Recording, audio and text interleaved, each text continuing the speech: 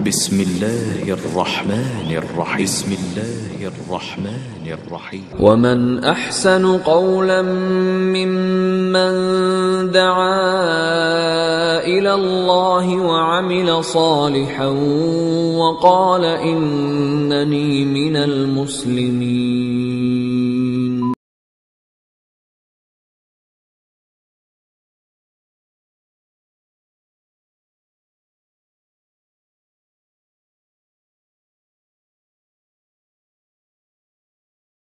الحمد لله رب العالمين هو الذي جعلنا مسلمين والصلاة والسلام على رسول الله الكريم وعلى آله وصحبه أجمعين. أشهد أن لا إله إلا الله وحده لا شريك له وأشهد أن محمدا عبده ورسوله ما بعد. والسلام عليكم ورحمة الله وبركاته. Alhamdulillah. Subject is the effects of Islam on women. Find out the truth before it's too late, or words to that effect. Allah subhanahu wa ta'ala قال في القرآن الكريم أعوذ بالله من الشيطان الرجيم بسم الله الرحمن الرحيم يا أيها الإنسان واتقوا ربكم الذي خلقكم من نفس واحدة وخلق منها زوجها وبث منهما رجالا كثيرا والنساء واتقوا الله الذي تساءلون به والأرحم إن الله كان عليكم رقيبا. We didn't have anybody that recites Quran good, so I just did it myself. But anyway, the meaning of it is more or less to the English. In the name of Allah, the most gracious, the most merciful. O mankind, fear your Lord as he should be feared. He created you from a single, which is Adam. And from him, he brought forth his wife, his mate, which is Eve, Hawa. And from these two, he brought forth many men, and he brought forth many women, Kathirin. Wattaqallah, fear Allah through whom you demand your mutual rights, and cut not the ties of kinship, arham. And surely Allah is ever watchful over you. This is the first verse or ayah in Surah An-Nisa, the women. It's a good way to get started too. Of course, we know it's perfect because Allah revealed it, but just makes sense to a person that's not Muslim even when they look at it. That's a good way to get started. Because you want to talk about women, what's the first thing that's going to come up today? Say women. Anywhere. Not just religion. Anywhere you go, you start saying women, people are going to talk about women's rights. Am I right? You're going to talk about women's rights. If you're talking about sports, and somebody say women, right away somebody's going to be talking about, well, is it fair? I mean, how can women get into this sport? Is it fair? How can the women get to watch the sport? If you're talking about driving an automobile, right away you got somebody talking about women drivers. Is it fair that women are out here driving, or do we have it set up so that women can drive? And it becomes like almost any subject you can talk about, women can be brought into it as the standpoint of women's rights. And always they run into a problem though. They can't resolve it. Anybody ever thought about that? Because if you said you have to give women equal rights, and this is what they're saying, women have to have equal rights. Now, by the way, growing up in a household full of women, I was the only boy. I have a huge respect for women, and I love them a lot. But they're not equal. Simple as that. And I know a lot of women are going, oh, this guy's a chauvinist. It's not true. I'm saying a fact. Women are not equal to men. Did I say they're not as good? I didn't say that. My mother took care of our whole household after my father was gone, by herself. completed her degrees in education, took care of us kids, and took care of mentally retarded children because she was a special ed teacher. And I don't think any man could do what I watched my mother do. Okay? But I'm still not going to say she's equal to a man. But I'm not going to say a man's equal to a woman either. Why would you say that? You don't say the rooster is equal to the hen. You don't say the bull is equal to the cow. You like both of them, and they both have a job that they do. But it's not equal. It's different. Are women different from men? And if you don't know yet, well, yeah, you must be pretty young, or you didn't study biology, or at least I know you're not married, right? There's a difference between men and women. That's why one of them is called men and the other one's called women. That's why, you know what? They have those little pictures on the door. One's a little picture of a lady, and the other one's a little picture of a man, and that's in every country I've been in. And you like figure it out. There's a difference. There is a difference. Therefore, you cannot say they are equal. Therefore, you cannot give equal rights. But what you can do, Dr. Jamal Bedawi gave a beautiful lecture on this just a couple of years ago at our masjid in Falls Church, Virginia. And he said the same words. In fact, that's where I got it from. He said, women are not equal to men.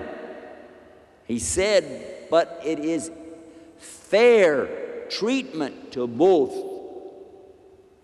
It's equal in being fair. Just as you would have to recognize that a tall man and a short man are not the same. Are they the same? If they're the same, why did you say one is tall and one is short?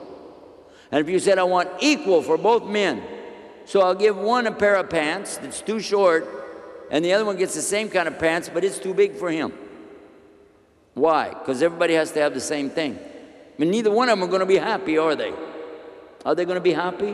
One guy's got short pants on, he can't fit because he's too big. The other guy's got the exact same size, but it's fallen off of him, and you know, what is that? So this is called common sense.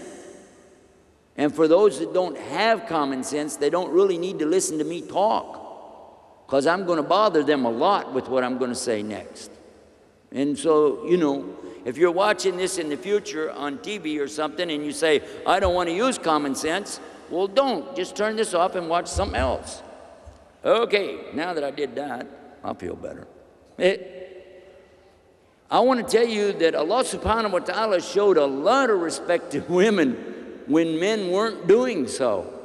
That 1,400 years ago, it was a horrible condition, especially in the Arabian Peninsula where the Prophet Muhammad sallallahu alaihi wasallam lived.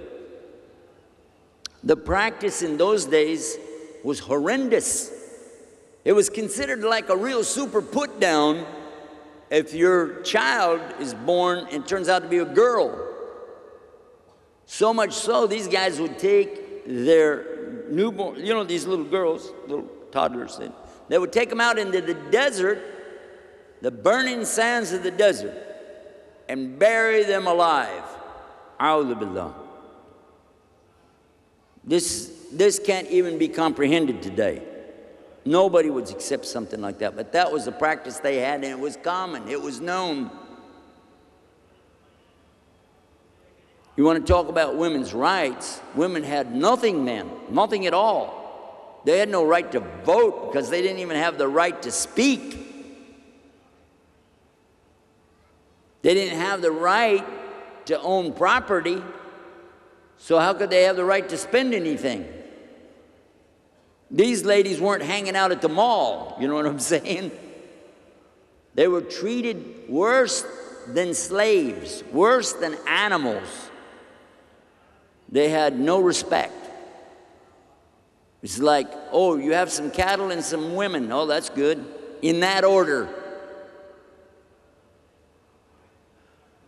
When a baby girl would be orphaned, parents die, and she inherited their property, but she's a small girl, even 2 or 3 years old, somebody will just say, I'll marry this girl so he can take her property.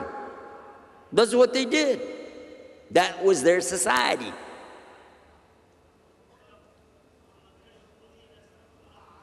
This is the setting that Islam came in. The first and foremost thing that comes is an order from Allah telling them to stop killing the babies, stop killing people. You know, that makes sense right away.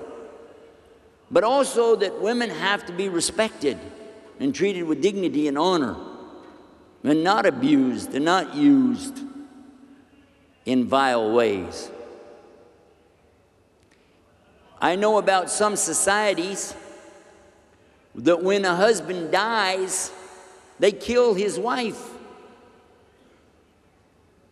And that was going on right around here in India until not too awful long ago. Man dies, burn him up, throw the trash in on him and get rid of it. Or whatever. I don't know what's their custom. I don't know what's going through their mind. I don't want to know.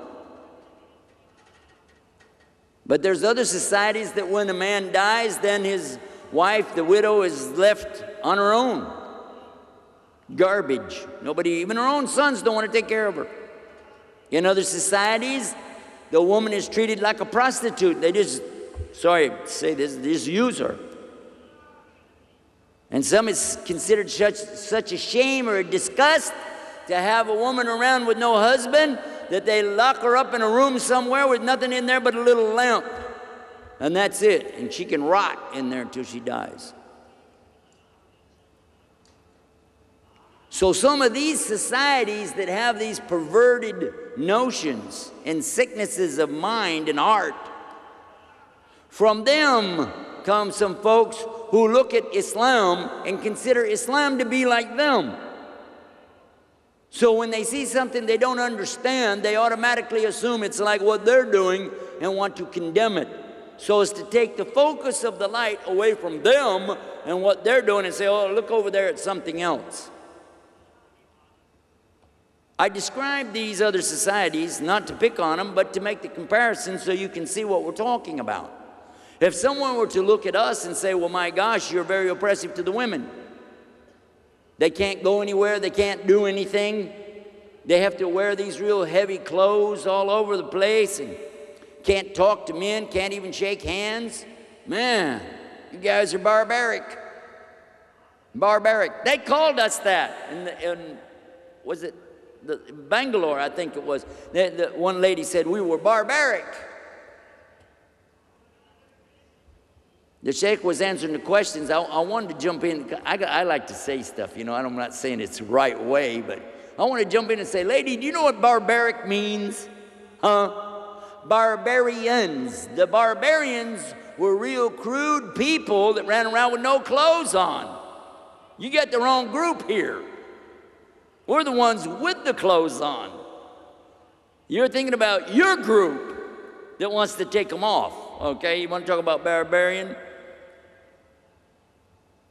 When the only way a woman has any value whatsoever is when I can take her out here and show her on the street and say, look at that, look what I got here, huh?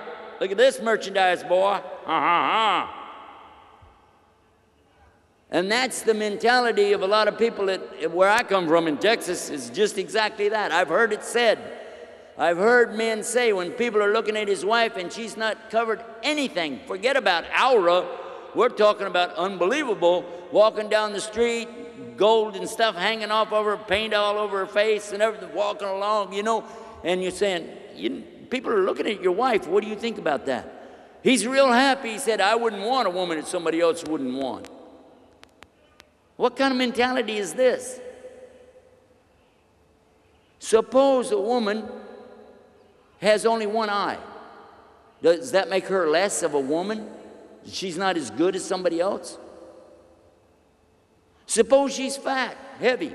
Does that mean she doesn't have a brain anymore? Suppose she's missing a leg. All of a sudden, that's not even a human anymore. Just throw her away. We're right back to the same mentality we were just talking about, aren't we? If she doesn't fit the specs of that perfect 10 that everybody's talking about on TV or in the movies, then throw her away and get another one. And so that's no different than the barbarians, is it? Islam is not about this at all. And we'll see that, inshallah, in the upcoming little program we're going to have here today, inshallah. Allah subhanahu wa ta'ala continues in that same exact surah talking about something. And he says, and give unto the orphans their property, and do not exchange your bad things for their good things, and don't devour their substance by adding to your substance. And this is a great sin with Allah subhanahu wa ta'ala. He hates that. Great sin.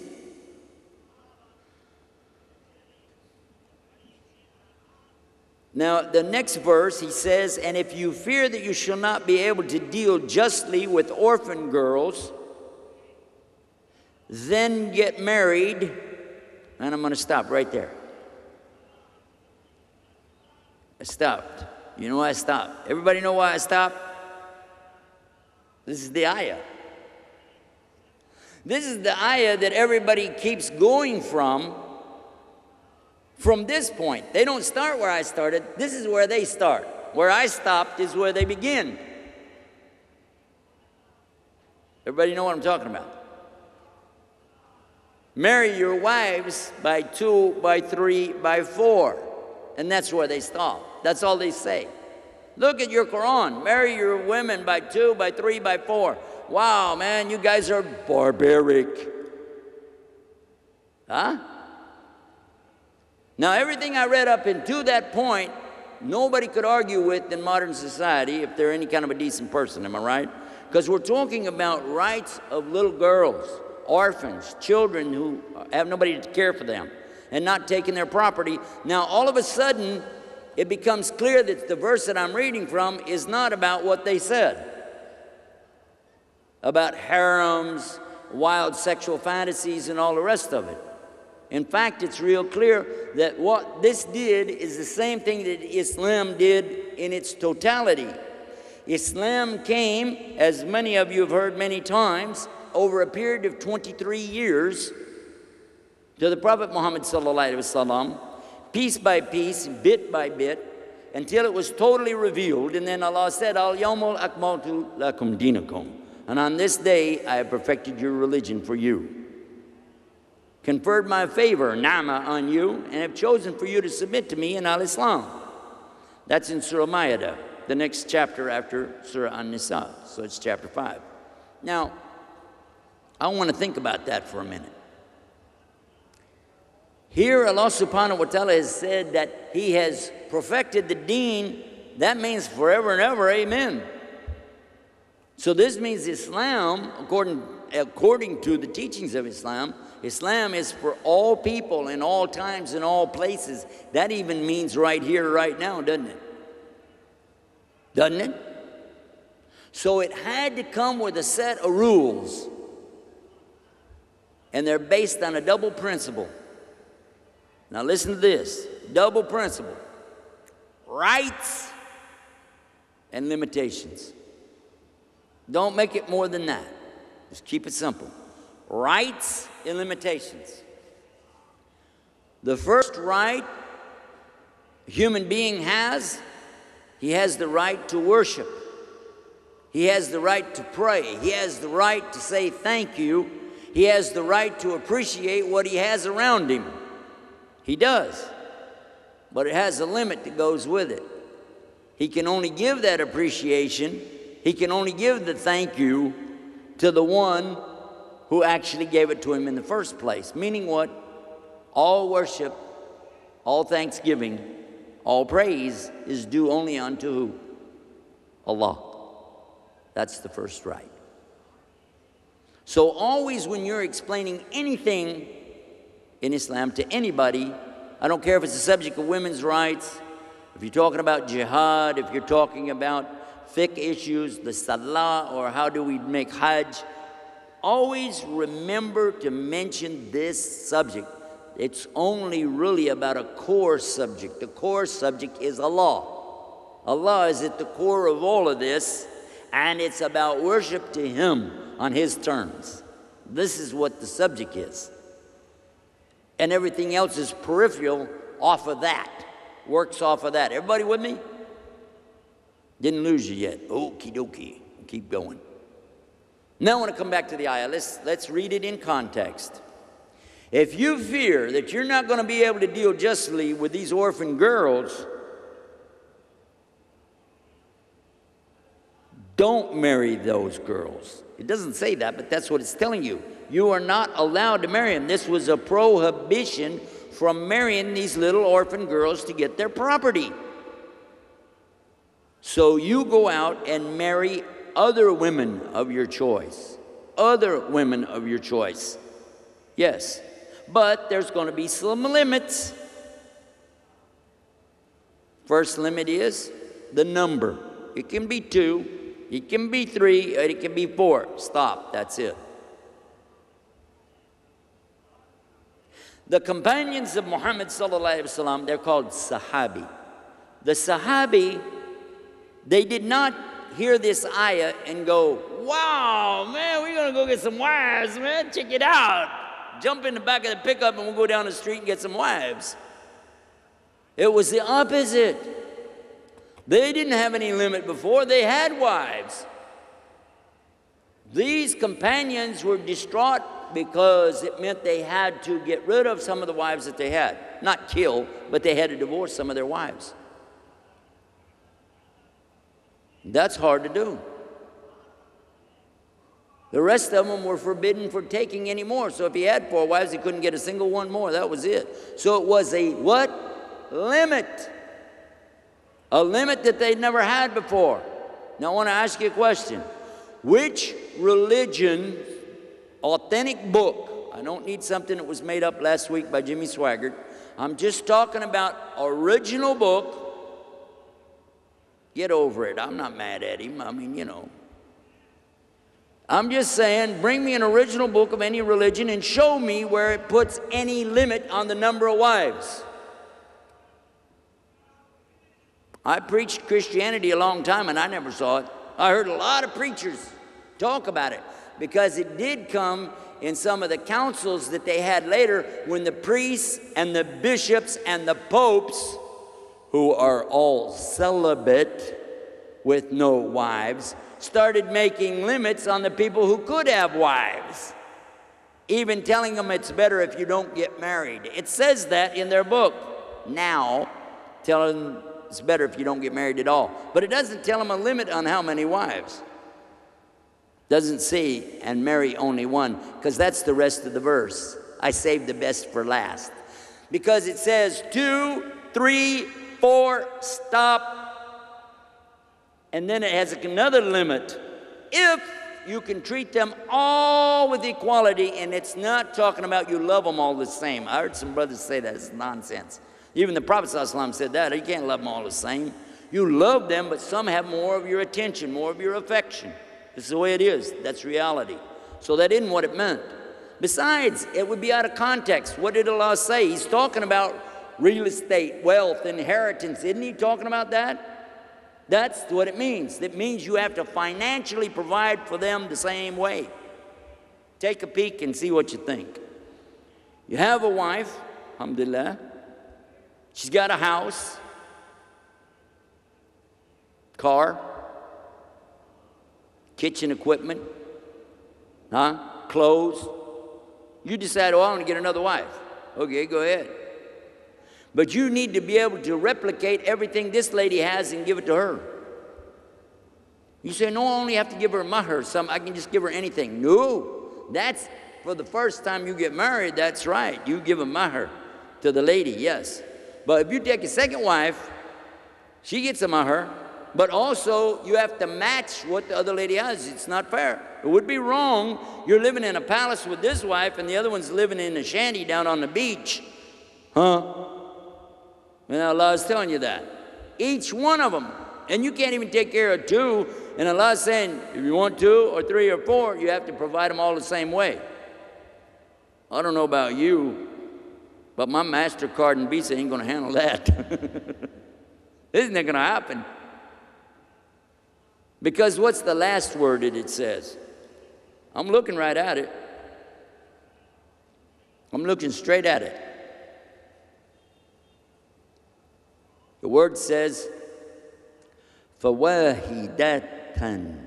What does that mean? Huh? Wahid. One. One.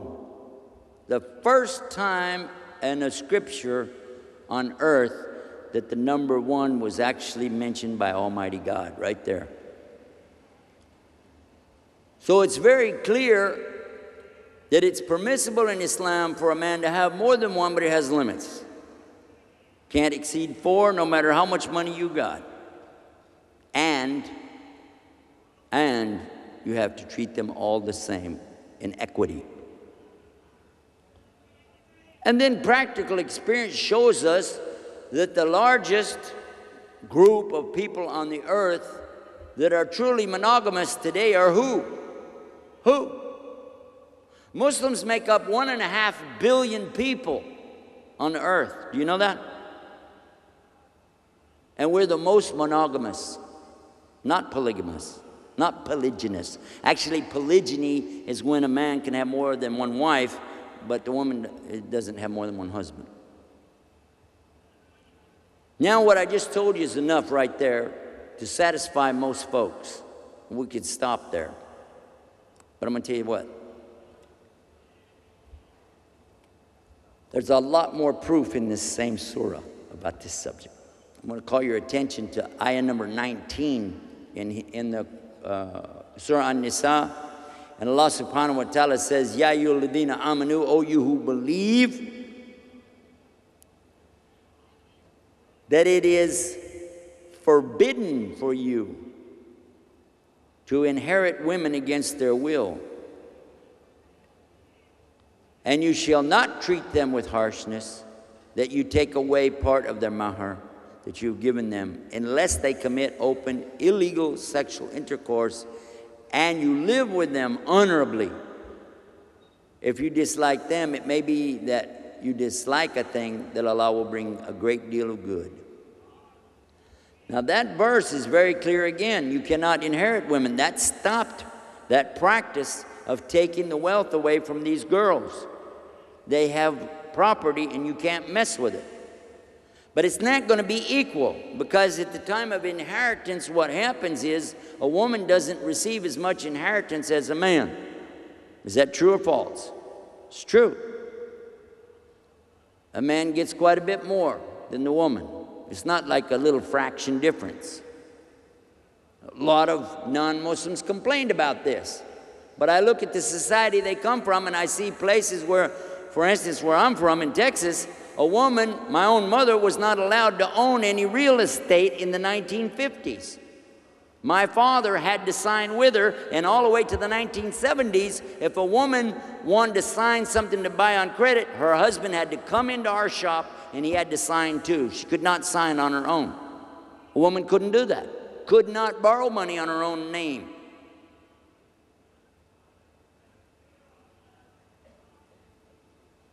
When they first allowed the women to have credit in their own name, their husbands still had to co-sign for them.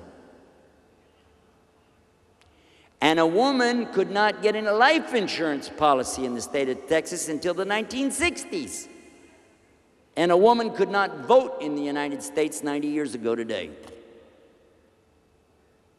So, excuse me, while you're still trying to rework your problems, but don't come over and try to make problems for us.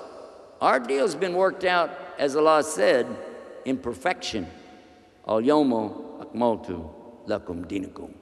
Perfected it for us 1,400 years ago. The problem is, you don't even know what you got, and you want to come over here and insult what we have. How about this? I don't care if you never study what you have, but at least before you insult what I have, how about let's take a look at it? Can you do that? Can we just look, please? Now, we just read a verse right here. You cannot inherit women against their will. That's real important when it comes to this subject of the way it's divided up, because you have to know there's another verse, same chapter or surah, An-Nisa, verse 34. This is the one that they misquote, and they say men are better than women. It says so right in the Quran. Men are over the women. I see we have some women with us today. Have any of you ladies ever read this in the Quran, that men are better than women? No. But there is a verse that they keep misquoting out of here, isn't there? But I'll read it to you, inshallah, English translation. And Allah is saying, men are the protectors, and He uses the word al-rijalu, which means males, not insan, which is human beings. Al-rijalu. He said they're the protectors and the maintainers of the women, because Allah made one of them to excel the other, and because they spend from their means to support the women. Hello? Did you hear that? What is a protector? I don't know what it's like in India. I'm not trying to tell you what's going on here. Where I'm from, a protector is a security guard. Okay? Security guard. You know, a guy with a cap and the pretend badge and the little yellow light on his car because he can't get a red one. He's not a real policeman. That's a security guard. Okay? Protector. Only you don't even get a badge. And a maintainer. What's a maintainer? Again, I'm not trying to tell you what it is in India, but I know what a maintainer is. A custodian is in the United States. Custodian, the guy who takes care of the school, you know, after all the kids leave, he cleans up the gum wrappers and all the trash out, makes sure the boilers work and the water's there. And custodian, one who takes care of everything. Does this sound like a king to you? Huh? I don't think so. The one that's taking care has a job, a responsibility. Because He made one to excel the other in what? In the ability to do those things. Protect, defend, maintain, finance. Huh? All of that's part of the deal. Now, guess what? And this is where the rub comes in for the boys. He totally supports the woman financially. How much percentage? A brother asked me this question. It was down in Florida or Mississippi. I can't remember. Some masjid. Brother has his wife sitting on the other side of the room, you know, under the what do you call it? Blanket thing. And he says, could you just tell us, Sheikh, shouldn't a woman be paying about 50% of what she makes toward household? Because, you know, we've got house expenses, etc., etc. What is the percentage? Isn't it 50? He's trying to suggest to me to just say that. I said, no, brother, you're wrong. That's not the right percentage.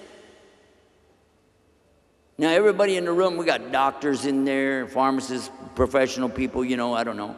And they're all looking at me like, huh? I said, the percentage is 0. Lady pays nothing. 0. Now, this is the part of the program you want to be sure that you understand, because the title of the program is to talk about the effects. This is a big effect. When women find out, hey, you mean I get to keep all my money? You mean, wait a minute, what's mine is mine, and what's his is mine too? Whoa, all right, that works for me. That works. And it says rijalin. What is rijalin? Rijalu in this case. It means males. It does not say zawaj or zoj, husband. It said males. Because remember what we talked about when we opened the program up is the condition of the time when those little girls were being buried alive, right?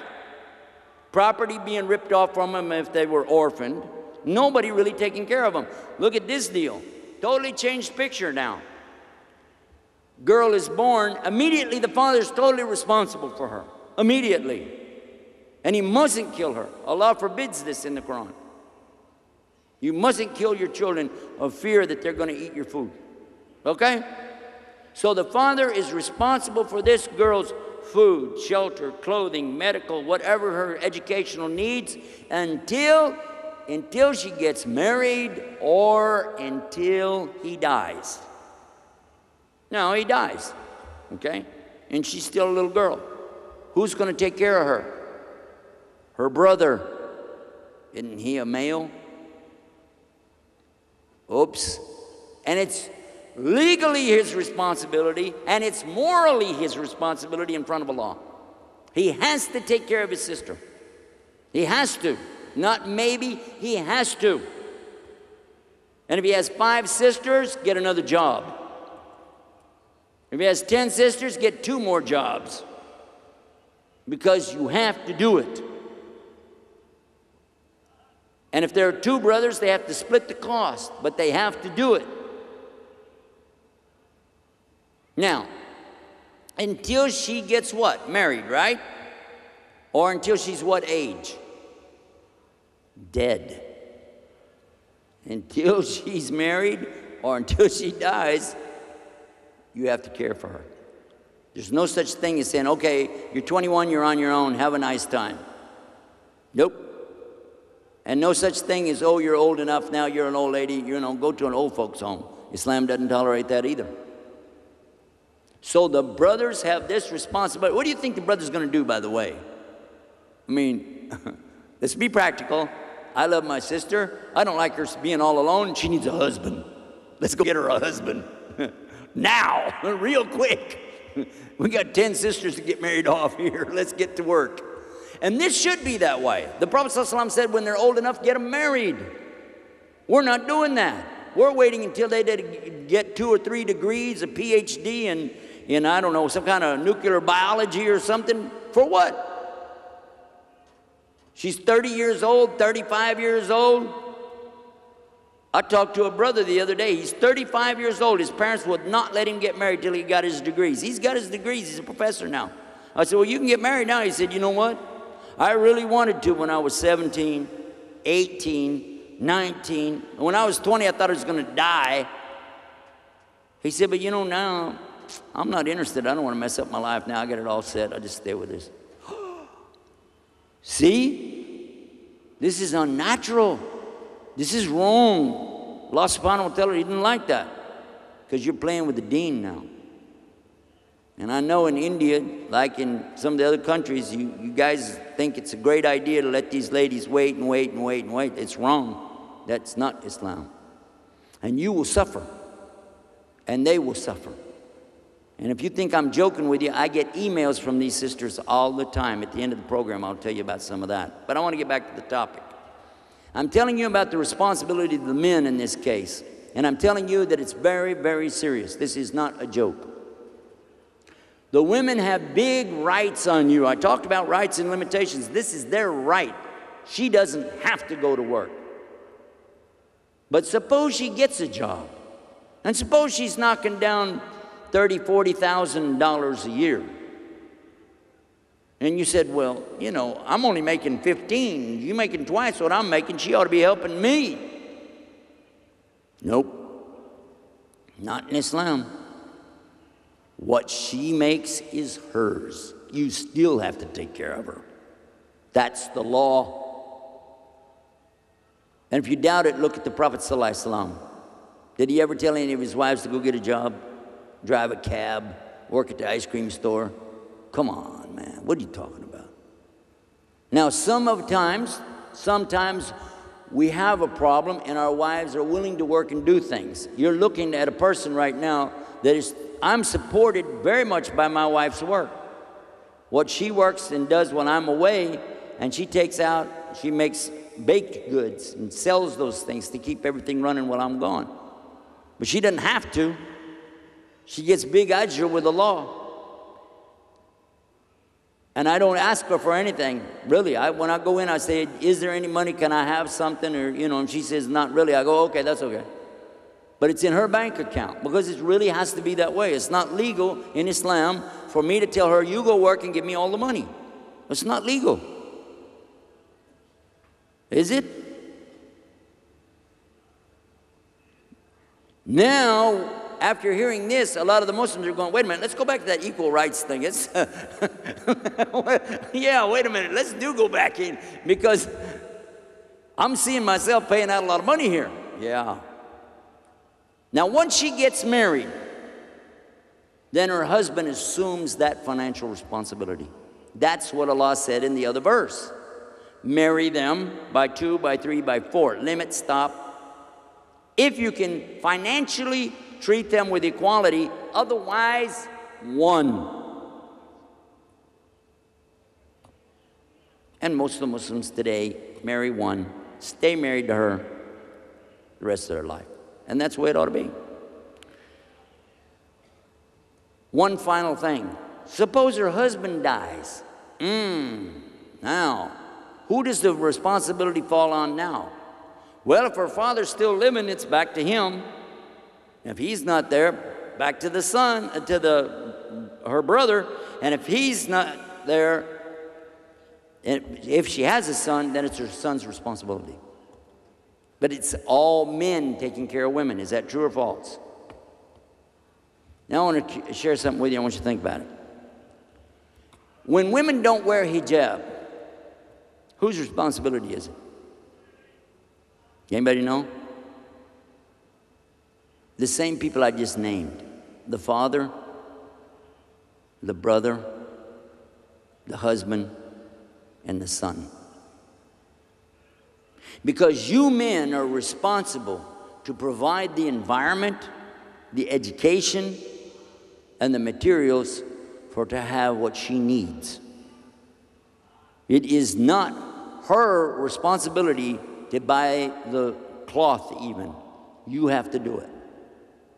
You have to pay for it. It's not her responsibility to guess what Islam is teaching her either. This means you have to provide her with the correct information, with the scholars, the books, or the tapes, so that she can understand. And if it's somebody else's daughter, sister, wife, or mother, you don't have the right to talk about her if she's not wearing the right clothing either. You need to go talk to her father, brother, husband, or son. Not her. It's not your right. Because you don't know what their family condition is. But you got a problem, you take it up with them. And keep your nose out of her business. The lady has high respect in Islam. Now we're going to come to the next part of it. Because you don't see a lot of the Muslim women running around the streets. By the way, here I found that there's no women running in the streets here. It looks like the Hindu women don't run the streets either. But I know back in the States, the women are doing everything. Now, we don't have any laws in our country about women drivers. I know that there's a particular so-called Muslim country where they have a law against women drivers. It was in the newspaper today, by the way, they were talking about it.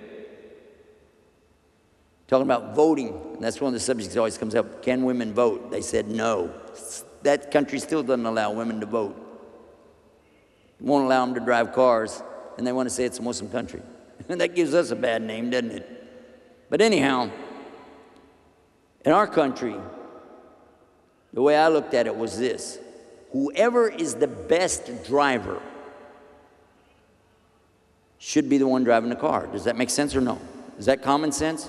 Whoever is the best at operating the equipment should be the driver. Well, I've been driving vehicles since 1955. Okay, that's what, like almost 50 years, isn't it? Isn't it? I guess it is. We're in 2005 now. So I figured I'm a best driver. But there's one problem with that. My wife's been driving not even half that much time, maybe 20 years.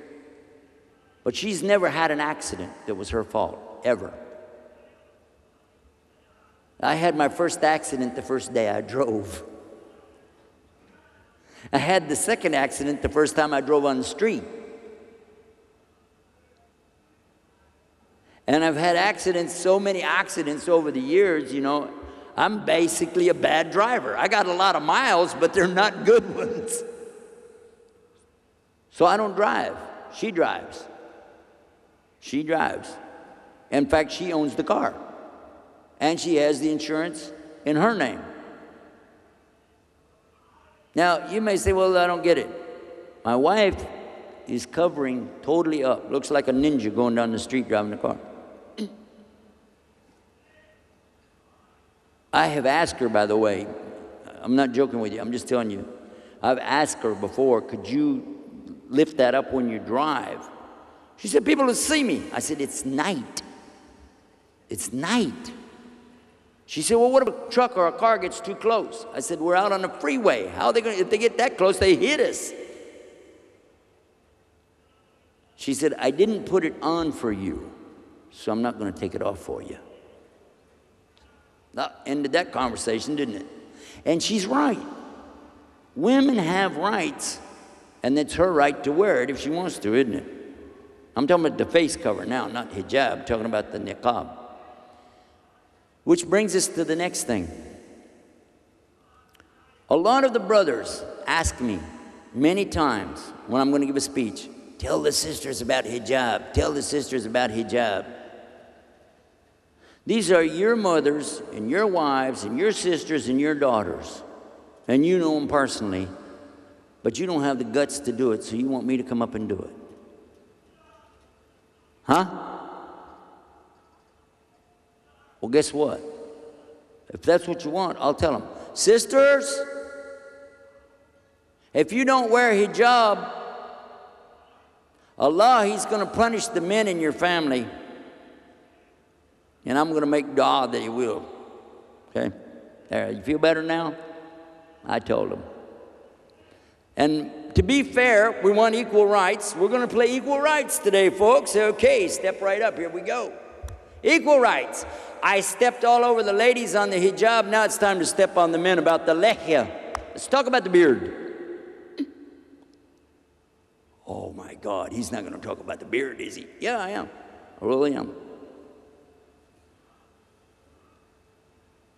You make such a big deal about the ladies wearing that, which is hard. And by the way, that's something they have to go physically get, put together, keep up with, and add to their natural condition. But the hair on your face is a natural condition from Allah until you start scraping it off. Am I right or wrong? Right or wrong? So if you're going to give them a hard time about not putting something on, which takes effort, how about if we look at the subject of you scraping something off, which definitely takes effort every single day? And if you say, brother, it just doesn't look good. The Prophet ﷺ's beard was so large, listen to me, it was down low on him, low, big. He had a huge lehya, as did most of the Sahabi. But his lehya, you could see it from behind, and his hair hang down to his shoulders, like that. See? But today you don't recognize sunnah because you've been watching so much television and movies and magazines. You have come to look upon the European Roman image as being the way humans should be, an unnatural way. You have supplanted sunnah with ghair sunnah, the opposite. One brother told me after, I give a hard talk, I'm pretty bad, I know. I don't want to hurt your feelings, that's not why I'm doing it. I'm just trying to shock you a little bit, wake you up. Because I know I'm going to be gone in a few days, you'll get over it. But one brother came to me afterwards one time and he said, Sheikh, will you make dua for me that I'll grow my beard? And I told him I can't. That's shirk. He said, no, I'm asking you to make dua that I'll grow my beard. I said, I can't. It's only Allah that does that. Allah is the one that grows that beard. But I will make dua that you'll stop cutting it off as He's trying to grow it for you.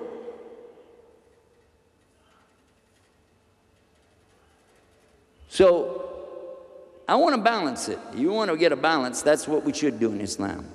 It's not about equal rights, it's about a balance of rights. And when you have that, you're going to have something wonderful. But to understand this deen, you have to spend some time every day studying.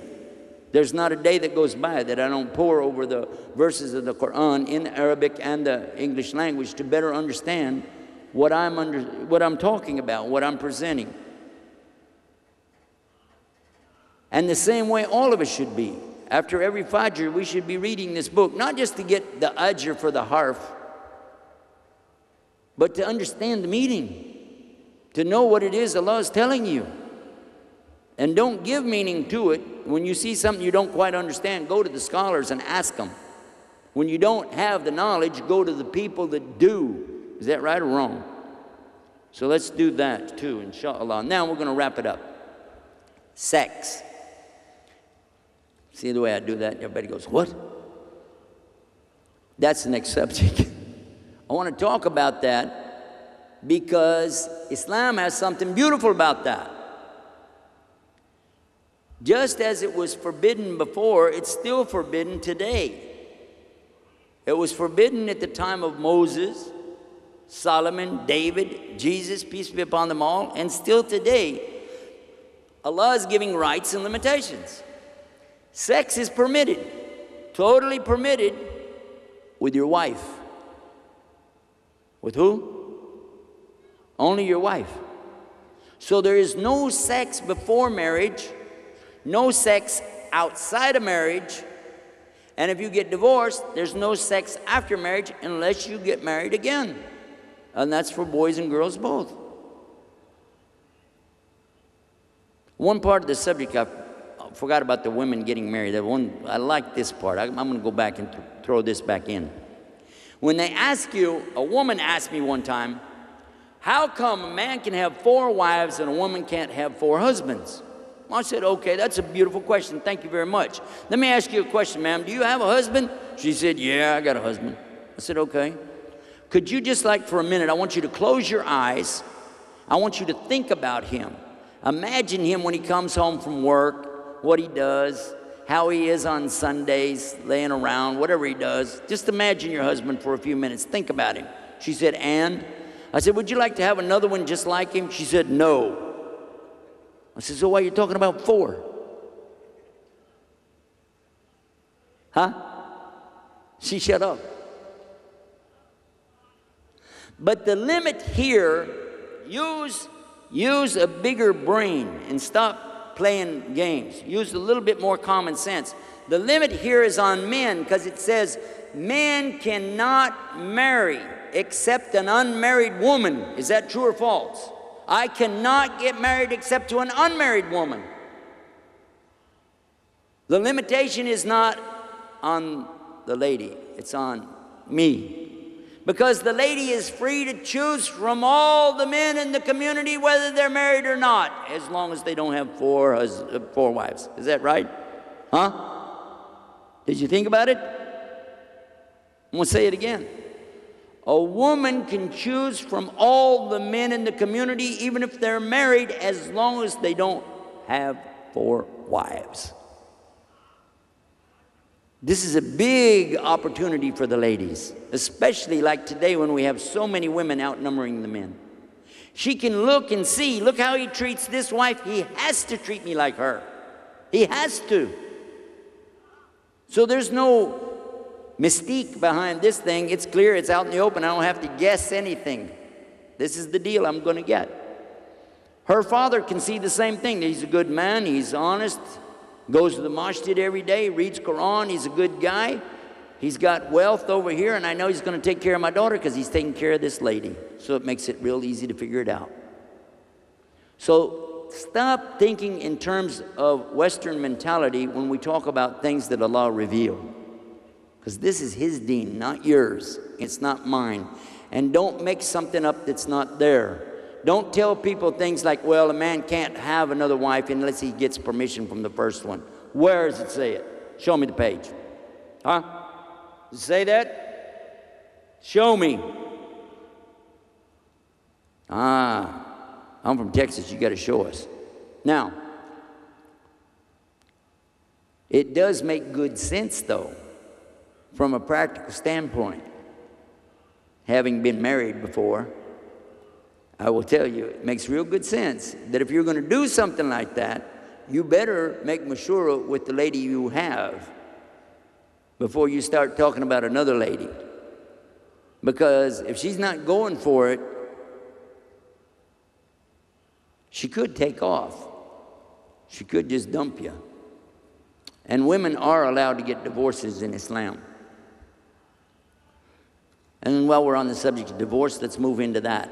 Have you heard about talaq, talaq, talaq? I'm divorced and walk away. Have you heard about this?